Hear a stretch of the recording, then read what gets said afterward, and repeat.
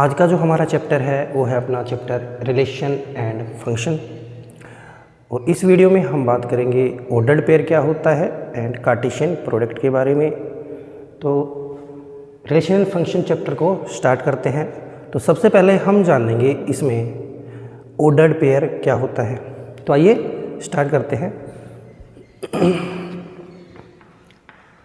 सबसे पहले हम जान लेंगे ऑर्डर्ड पेयर।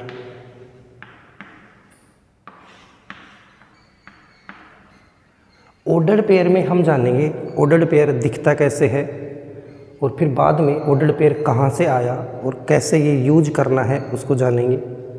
तो ऑर्डर्ड पेयर की रिप्रेजेंटेशन क्या होती है कि if two element separated by comma and closed in parenthesis, means अगर दो एलिमेंट को कोमा से सेपरेट करके मैं पैरेंथेसिस के अंदर लिखता हूँ, इसको मैं बोलता हूँ ऑर्डर्ड पेयर। अगर मैं एक एलिमेंट को ए बोलूँ, एक को बी बोलूँ और इसको मैं पैरेंथेसिस में क्लोज करता हूँ, ये अपना ऑर्डर्ड पेयर होता है।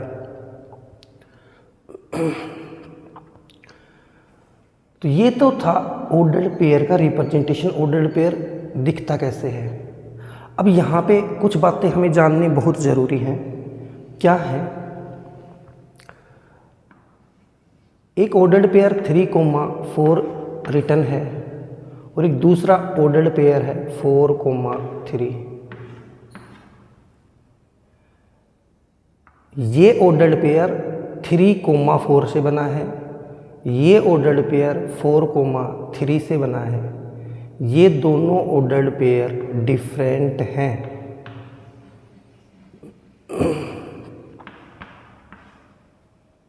ये अलग ऑर्डर्ड पेयर है, ये अलग ऑर्डर्ड पेयर है।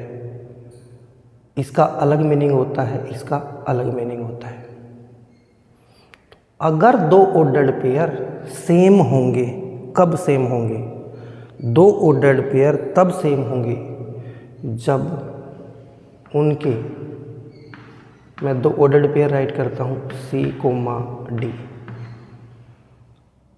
अगर ये दोनों इक्वल हैं तो वो एक ही कंडीशन में इक्वल होंगे, जब A is equal to C होगा and B is equal to D होगा।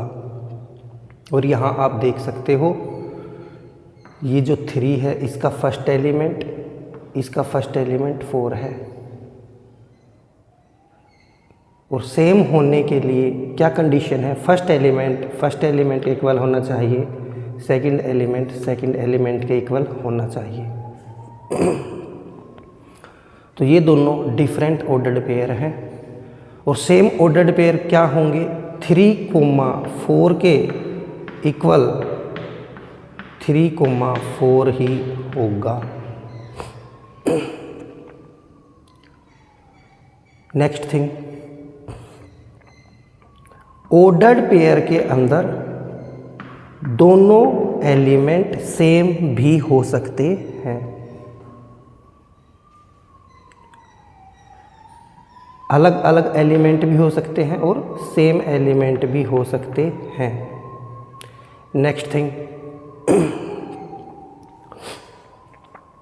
यहाँ से हम क्या जान सकते हैं कि सॉरी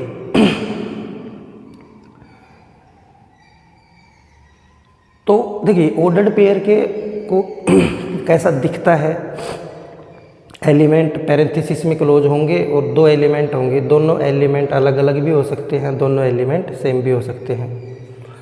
और दो ऑर्डर्ड पेयर इक्वल कब होंगे? जब वो एक ही हों। ये ऑर्डर्ड पेयर और इस ऑर्डर्ड पेयर में क्या डिफरेंस है?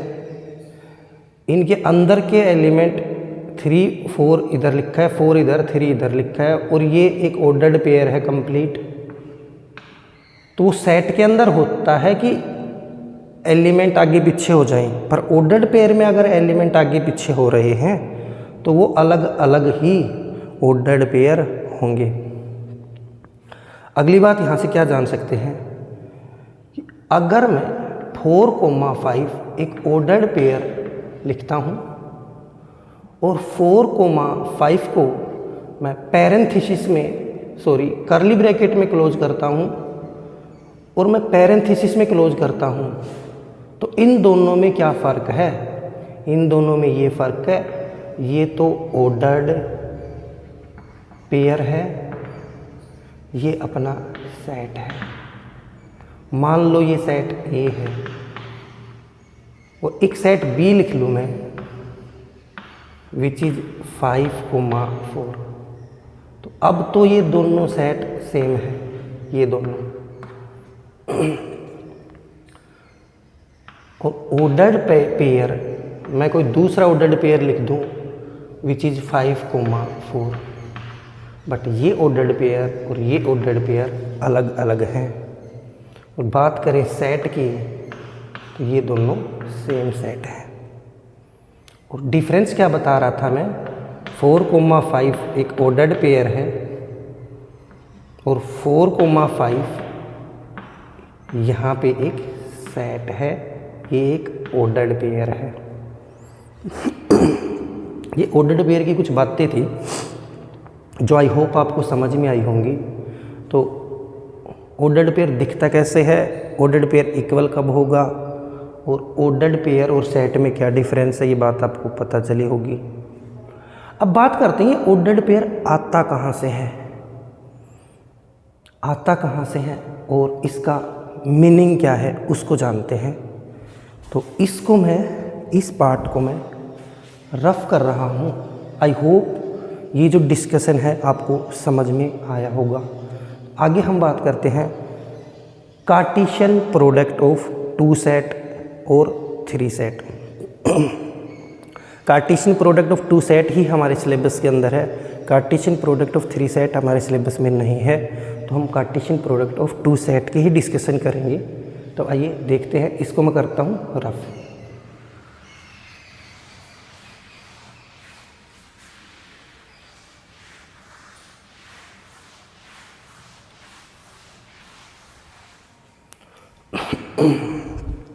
आइए जानते हैं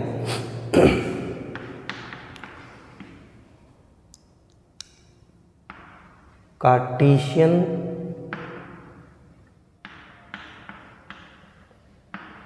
product of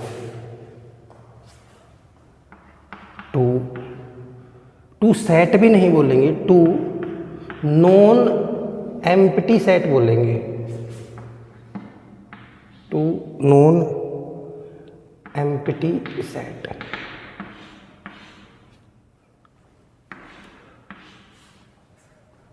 Cartesian product of 2 non empty set, it means अपने पास 2 सेट होने चाहिए।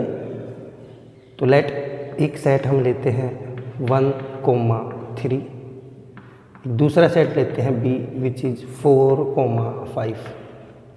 ये दोनों सेट नॉन एम्प्टी है, मीन्स इन दोनों सेट के अंदर मेंबर हैं, चाहे वो इसमें 2 मेंबर हैं, चाहे 1 मेंबर है, चाहे इनफाइनाइट मेंबर हैं, बट इनके अंदर कुछ ना कुछ मेंबर होने चाहिए। ये एम्प्टी सेट नहीं होने चाहिए, तभी हम इनकी कार्टेशियन प्रोडक्ट भी बात कर सकते हैं।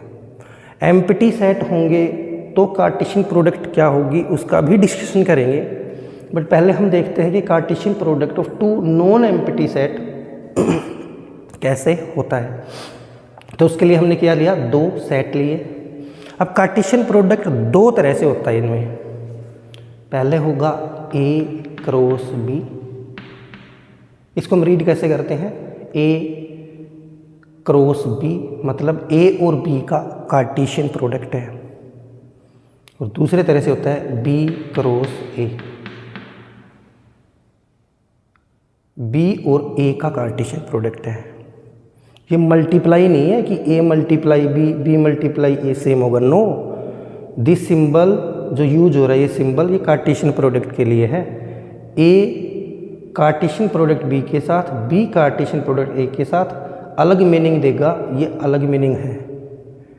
ए का पहले लिखा जाना और ए का बाद में लिखा जाना अलग मैटर है, वो देखते हैं कैसे। जब मैं ए क्रॉस बी राइट करता हूँ तो यहाँ से हमें क्या मिलेगा, देखिए मैंने पहले ही कर्ली ब्रैकेट लगा दिया, यानी यहाँ से हमें एक सेट मिलेगा। ए पहले लिखा है तो ए का फर्स्ट एलिमेंट आप लिखिए और बी के फर्स्ट एलिमेंट को कोमा में इसके साथ लिख दीजिए ऑर्डर्ड पेयर की फॉर्म में, कोमा। फिर ए के फर्स्ट एलिमेंट को ही लिखिए और बी के सेकंड एलिमेंट को काट ऑर्डर्ड पेयर की फॉर्म में राइट कर देंगे, कोमा। ए के सेकंड एलिमेंट को लिखो और बी के फर्स्ट एलिमेंट को लिखो। सिमिलरली ए के फर्स्ट एलिमेंट को लिखा और बी के सेकंड एलिमेंट को लिखा और ऑर्डर्ड पेयर की फॉर्म में लिख दिया। तो एक ऑर्डर्ड पेयर 2 3 4। यहाँ ध्यान रखने वाली बात यह है, ए क्रॉस बी लिखा है तो मैंने हर बार इन ऑर्डर्ड पेयर में पहले ए के एलिमेंट को लिखा है, फिर मैंने बी के एलिमेंट को लिखा है।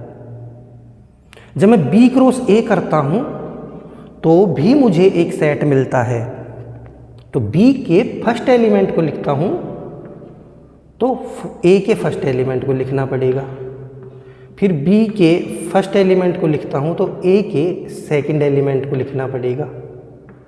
सिमिलरली बी के फर्स्ट एलिमेंट को लिखता हूं तो ए के फर्स्ट एलिमेंट को लिखेंगे और बी के फर्स्ट एलिमेंट को लिखता हूं तो ए के सेकंड एलिमेंट को राइट करूंगा। यहाँ से भी आपको 4 ऑर्डर्ड पेयर मिले, यहाँ भी 4 ऑर्डर्ड पेयर मिले। जब बी क्रॉस ए होता है तो इन सभी ऑर्डर्ड पेयर में पहला एलिमेंट बी का होता है। जब ए क्रॉस बी था, इन सभी में पहला एलिमेंट ए का मेंबर है। मेन डिफरेंस है ये, मेन डिफरेंस है ये।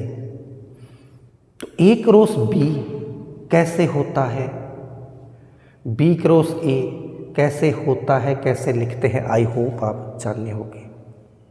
अब इन दोनों में ऑब्जर्वेशन है, बहुत सारी ऑब्जर्वेशन है, उनका डिस्कशन करते हैं। ए क्रॉस बी एक सेट है,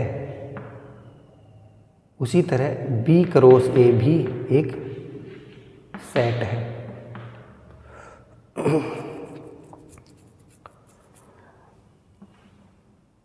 पहली बात, सेकंड थिंग क्या है कि ए क्रॉस बी में या बी क्रॉस ए में के जो मेंबर हैं वो ऑर्डर्ड पेयर हैं।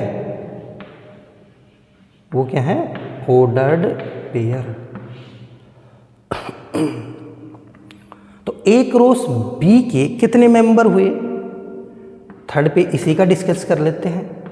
ए क्रॉस बी में नंबर ऑफ एलिमेंट कितने हुए, यानी इसका कार्डिनल नंबर क्या हुआ? वो 4 हुआ, क्योंकि 4 ऑर्डर्ड पेयर है, 1 2 3 4। सिमिलरली अगर मैं बी क्रॉस ए के ऑर्डर्ड पेयर की बात करूं तो इसके भी ऑर्डर्ड पेयर 4, यानी कि ए क्रॉस बी में भी 4 मेंबर और बी क्रॉस ए में भी 4 मेंबर।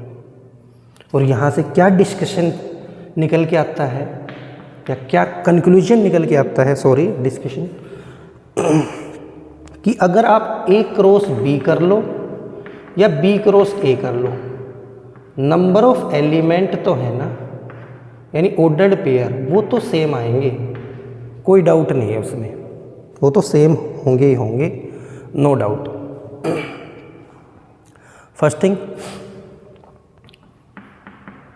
ए क्रॉस बी एक सेट है, बी क्रॉस ए एक सेट है, बिल्कुल है। क्या ये इक्वल है? नहीं। दो सेट इक्वल तभी होते हैं जब उनमें जितने मेंबर हैं उतने ही इसमें हों और जो इस सेट में है वो ही इस सेट में हों। और आप A क्रॉस B में 1,4 मौजूद है, क्या इसमें B क्रॉस A में 1,4 मौजूद है? 1,4 होना चाहिए, 4,1 नहीं होना चाहिए।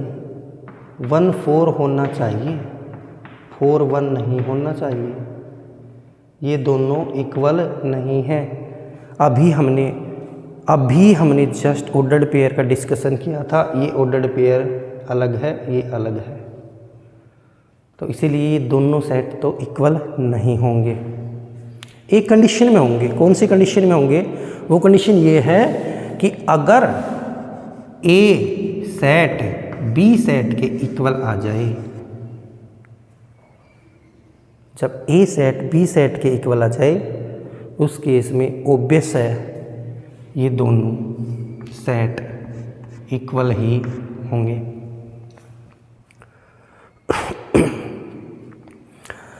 अगला पॉइंट क्या है डिस्कस करने का? वो ये है कि यहाँ से एक बात निकाल सकते हैं हम, क्या कि अगर कोई सेट है A, उसके अंदर यहाँ ध्यान दो कितने मेंबर थे? 2, 1 2। इस B सेट के अंदर कितने मेंबर थे? 2। तो N A क्रॉस B में कितने मेंबर आएंगे? इन दोनों का मल्टीप्लाई 4, या B क्रॉस A में कितने मेंबर आएंगे? इन दोनों का मल्टीप्लाई 4। तो यहाँ से एक जनरल कंक्लूजन ये निकलता है कि अगर कोई सेट A है उसके अंदर 5 मेंबर हैं और अगर कोई सेट B है उसके अंदर 3 मेंबर हैं, तो A क्रॉस B 15 होगा और B क्रॉस A भी 15 ही होगा। आई होप ये पॉइंट आपको समझ में आया होगा। नेक्स्ट डिस्कशन करते हैं इसमें। इसको मैं कर रहा हूँ रफ। अगला डिस्कशन क्या है इसमें, हम क्या इसमें चीज़ें फाइंड आउट कर सकते हैं वो देखते हैं।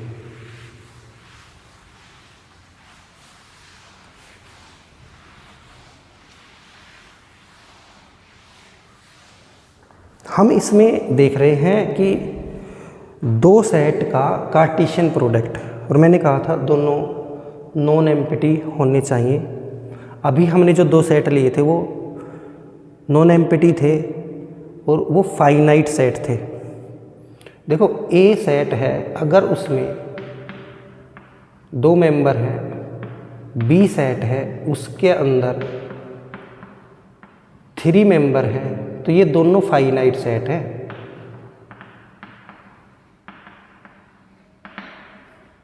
और अब जब इनका A क्रॉस B निकलता है, जो सेट आता है ना वो सेट भी फाइनाइट आता है और उसमें मेंबर्स की संख्या अभी हमने डिस्कस किया, इसके अंदर 2 मेंबर, इसके अंदर 3 मेंबर, तो उसके अंदर 6 मेंबर होंगे। यानी A क्रॉस B भी एक फाइनाइट सेट ही होगा। अगर इन दोनों सेट में एक भी सेट अगर इनफाइनाइट है या दोनों हैं, एक भी है या दोनों हैं, तो उस केस में A क्रॉस B अपना एक इनफाइनाइट सेट होगा। इनफाइनाइट सेट थ्योरी में आप जानते हैं कि कोई सेट है, मान लो नेचुरल नंबर का सेट है, उसके अंदर इनफाइनाइट नंबर होते हैं, तो ये इससे रिप्रेजेंट होता है। तो 2 नॉन एम्प्टी सेट होंगे कार्टेशियन प्रोडक्ट के अंदर। फाइनाइट सेट है तो फाइनाइट एलिमेंट आएंगे, इनफाइनाइट उनमें से कोई एक भी सेट इनफाइनाइट है तो इनफाइनाइट एलिमेंट होंगे या इनफाइनाइट ऑर्डर पेयर्ड होंगे A क्रॉस B में या B क्रॉस A में। इसके बाद हम डिस्कस करते हैं कि नॉन एम्प्टी सेट ही क्यों होने चाहिए? अगर सेट एम्प्टी हो गया उस टाइम पे कार्टेशियन प्रोडक्ट क्या होगा? तो आइए डिस्कस करते हैं, इसको करते हैं रफ।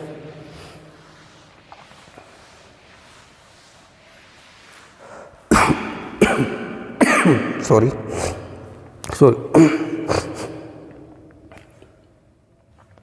अगर ए अपने पास कोई एम्प्टी सेट है और बी कोई नॉन एम्प्टी सेट है, तो यहाँ से ए क्रॉस बी आएगा, वो एक एम्प्टी सेट ही आएगा।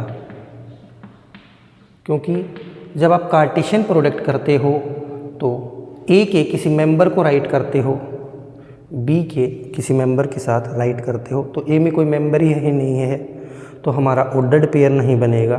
उस टाइम पे हमारा जो ए क्रॉस बी आएगा या बी क्रॉस ए आएगा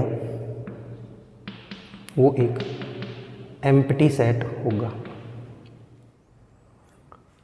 कंडीशन क्या है? चाहे ये एम्प्टी हो चाहे ये, या ये दोनों ही एम्प्टी होंगे तो भी ए क्रॉस बी, बी क्रॉस एक एम्प्टी सेट होगा। इसीलिए सेट के अंदर हम क्या करते हैं, कार्टेशियन प्रोडक्ट की बात हो तो दोनों नॉन एम्प्टी सेट लेते हैं। वो नॉन एम्प्टी सेट चाहे फाइनाइट हो चाहे इनफाइनाइट हो, उनकी कार्टेशियन प्रोडक्ट हो जाती है। और इस केस में कार्टेशियन प्रोडक्ट तो हो जाती है, पर जो सेट आता है वो एक एम्प्टी सेट आता है। और फिर उसके बाद अपना रिलेशन का जो कॉन्सेप्ट है वो आगे नहीं बढ़ पाता। इसीलिए हम जो कार्टेशियन प्रोडक्ट के अंदर दोनों सेट जो अपने लेते हैं वो नॉन एम्प्टी सेट लेते हैं। आइए और कुछ बातें जानते हैं। हमने कार्टेशियन प्रोडक्ट जानना है, कार्टेशियन प्रोडक्ट को मैथमेटिकली कैसे लिखते हैं उस पर चर्चा करते हैं। इसको करते हैं रफ। तो जानते हैं कार्टेशियन प्रोडक्ट को मैथमेटिकली कैसे राइट करते हैं। Suppose we have a set A which is 4 5 and set B which is 3 6। ये दो सेट अपने पास है। इनका कार्टेशियन प्रोडक्ट आप दो तरह से कर सकते हो, ये बात पता है। ए क्रॉस बी को मैथमेटिकली कैसे लिखते हैं? ए क्रॉस बी एक सेट होगा जिसके अंदर सारे ऑर्डर्ड पेयर होंगे ए कोमा बी की फॉर्म के, सच दैट ए जो है वो ए सेट का मेंबर होगा, ऐसा ही होता है। कोमा बी जो है वो बिलोंग करेगा बी सेट से। अगर हम ए क्रॉस बी कार्टेशियन प्रोडक्ट ले रहे हैं तो पहला एलिमेंट हमेशा ए सेट का ही होता है, सेकंड एलिमेंट हमेशा बी सेट का ही होता है। दिस इज दी मैथमेटिकली हम Cartesian product of two set को कैसे रिप्रेजेंट कर सकते हैं उसके बारे में, दिस इज दी डेफिनेशन। अब हम जानते हैं कि कार्टेशियन प्रोडक्ट जो है उसको हम, ये ऑर्डर्ड पेयर हैं उनको हम ग्राफिकली कैसे दिखा सकते हैं और डायग्राम के थ्रू हम कैसे दिखा सकते हैं वो जानते हैं। तो इसको करते हैं रफ, इसको करते हैं रफ।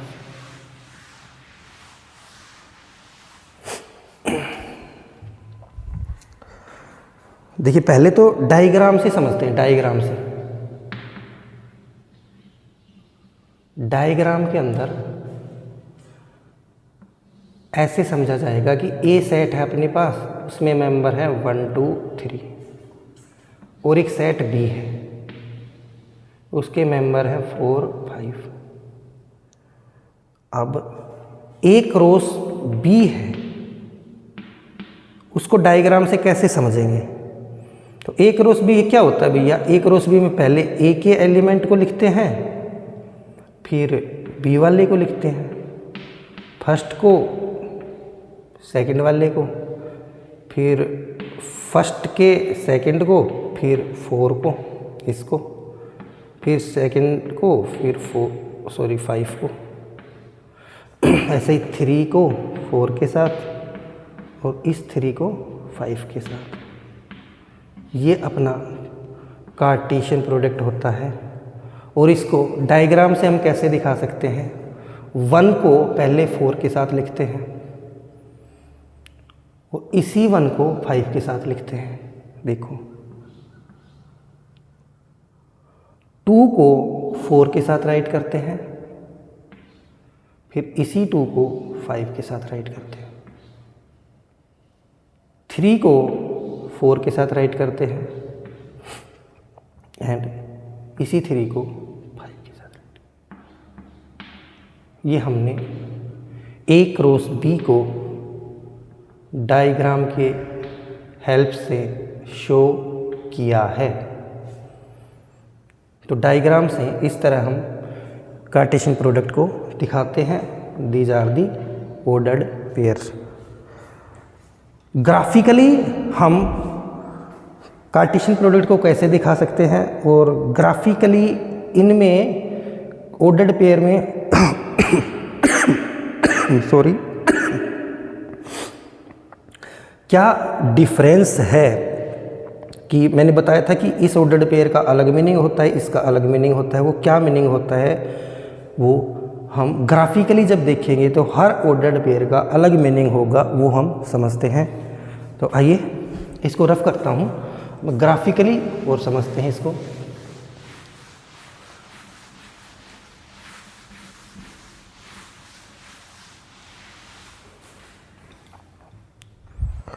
ग्राफिकली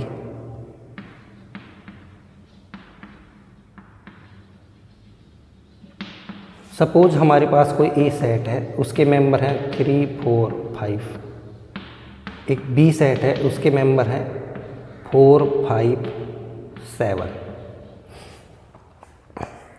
तो इस सेट और इस सेट के लिए मैं 2 नंबर लाइन बना लेता हूं।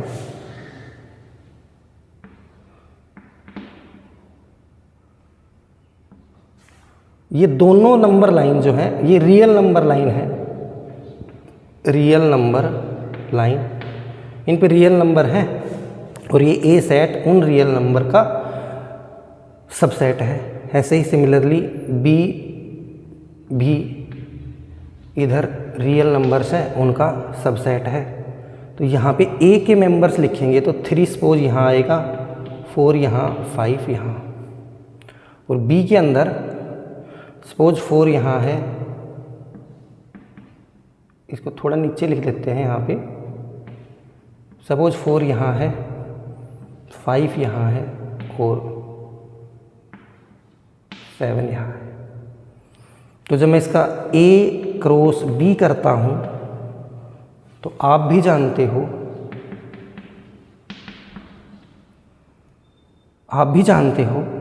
कि 3 का कनेक्शन 4 के साथ होगा, 3 का कनेक्शन 5 के साथ होगा, 3 का कनेक्शन 7 के साथ होगा। और भी होंगे, उनको मैं नहीं लिख रहा हूँ। मेरे को आपको ये शो करना है कि सारे ऑर्डर्ड पेयर अलग अलग होते हैं, सेम तभी होते हैं जब 3, 4 जैसा 3, 4 ही हो। देखो जैसे मैं इसी से ऑर्डर्ड पेयर को दिखाता हूँ, 3, 4। इस नंबर लाइन पे इस कोऑर्डिनेट प्लेन के अंदर अगर मैं इन पॉइंट्स को रिप्रेजेंट करूं तो 3, 4 कहाँ होगा, ये 3, 4। तो पहला जो कोऑर्डिनेट होता है वो इस लाइन का होता है, सेकंड वाला इसका होता है। तो 3 और 4, ये जो पॉइंट है ना, ये 3, 4 का पॉइंट है। ये जो पॉइंट है ना 3, 5, ये 3 और ये 5, ये वाला पॉइंट है।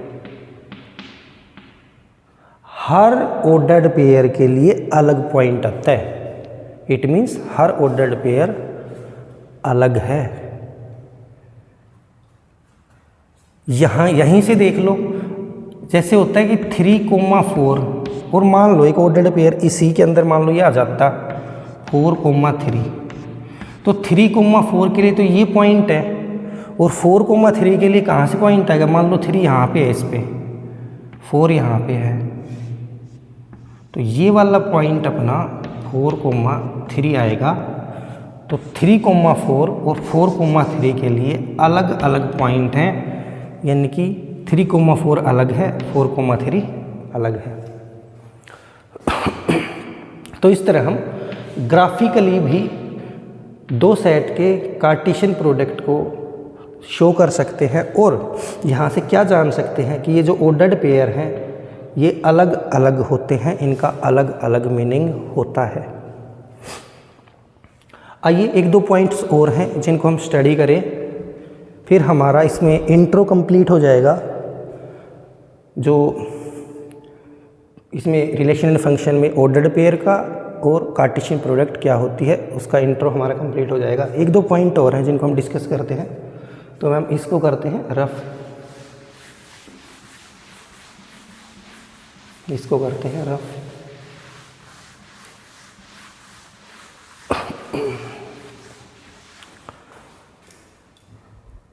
देखिए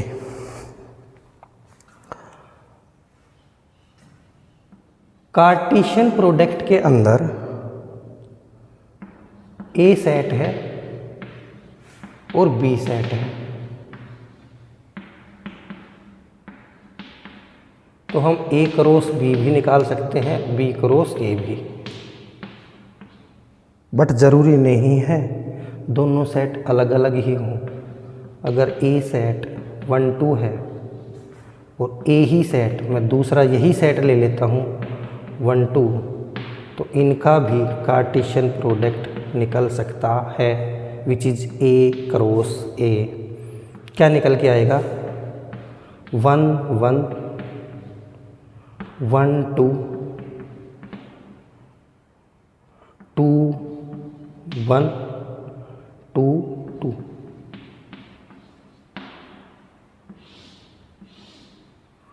तो दो अलग अलग सेट हों उनका भी कार्टेशियन प्रोडक्ट निकलता है, और दो सेम सेट हों उनका भी कार्टेशियन प्रोडक्ट निकलता है, विच इज ए क्रॉस ए। एक और बात जानते हैं और वो क्या है देखते हैं।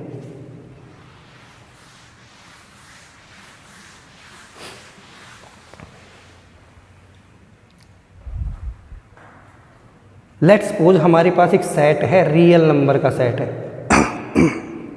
रियल नंबर का सेट है। अभी रियल नंबर में से ऑल नंबर्स,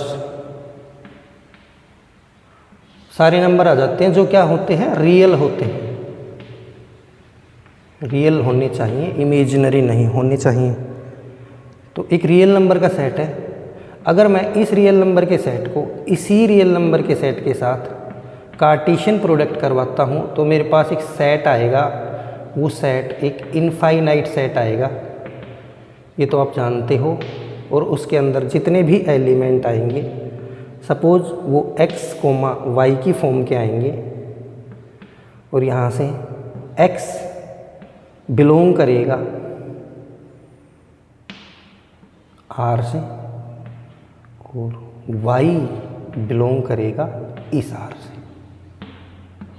ये बात पहले भी डिस्कस हम कर चुके हैं कि दो जो सेट हैं इनफाइनाइट सेट है, तो उनका कार्टेशियन प्रोडक्ट अपना एक सेट आता है, वो भी एक इनफाइनाइट सेट ही होगा। ये जस्ट इसको लिखने का तरीका होता है, इसको भी हमने डिस्कस कर लिया है।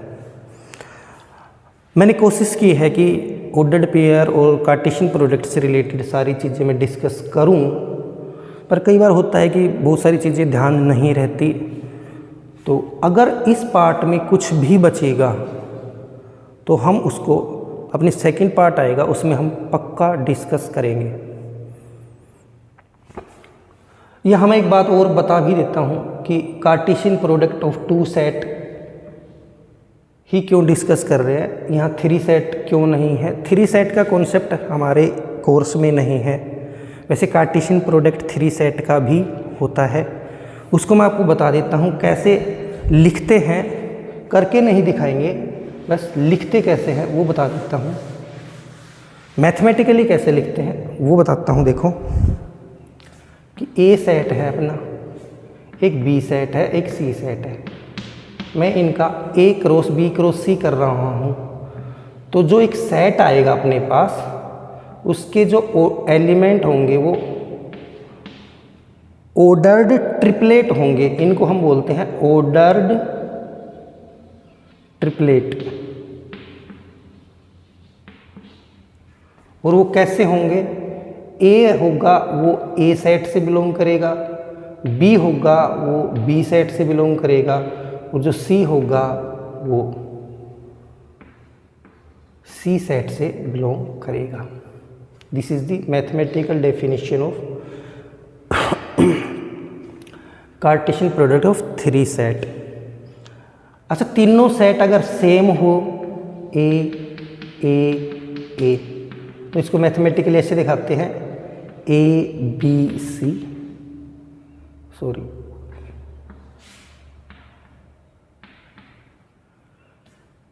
जो ए है ये बिलोंग कर रहा है इस सेट से, कोमा ये जो बी है ये इस सेट से बिलोंग करता है, और ये जो सी है वो इस सेट से बिलोंग करता है, सी बिलोंग्स टू ए। इस तरह शो करते हैं। ऐसे नहीं शो करेंगे कि ए हो, ए बी सी हो,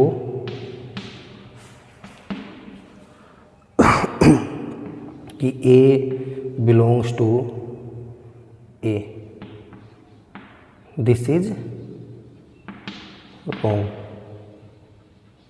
This is the right way to present Cartesian product of 3 set. ये अपने कोर्स में नहीं है, जस्ट इसका लिखने का तरीका या मैथमेटिकली कैसे लिखते हैं उस पर हमने डिस्कस किया। आई होप ये सेशन आपको अच्छा लगा होगा। जो बातें इसमें रह गई बतानी उनको हम नेक्स्ट सेशन में डिस्कस करेंगे, और नेक्स्ट सेशन में हम बात करेंगे रिलेशन के ऊपर। रिलेशन क्या होता है, कैसे उसको मैथमेटिकली शो करते हैं, कैसे वो दिखता है, मतलब कैसे उसको सोल्व करना है, उन सब बातों पे हम डिस्कस करेंगे। आपका दिन